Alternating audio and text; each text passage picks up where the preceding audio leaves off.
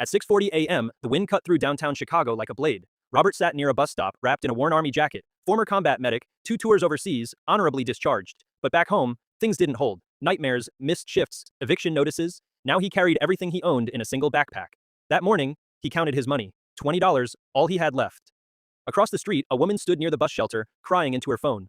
Early 30s, office clothes, desperate. Her son was in the hospital. She was short on cab fare. No one was answering her calls. She slid down onto the bench, shaking. Robert stood up slowly. He walked over and held out the 20. Thoughtful.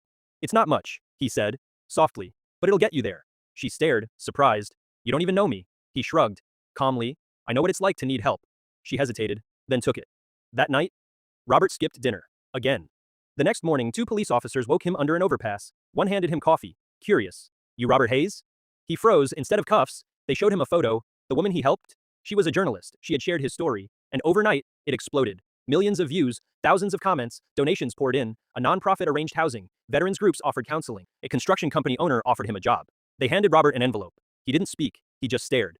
3 months later, Robert stood in a small studio apartment holding his first paycheck. He placed the framed $20 bill on the counter. The woman had returned it to him. Her son had fully recovered. She told him, Ernest, your kindness didn't just pay for a cab, it restored my faith in people. Robert looked around his quiet home. Warm lights, real bed, locked door. He still keeps that empty wallet, not to remember being broke, but to remember this. When you have almost nothing, and you still choose to give, that's when everything changes.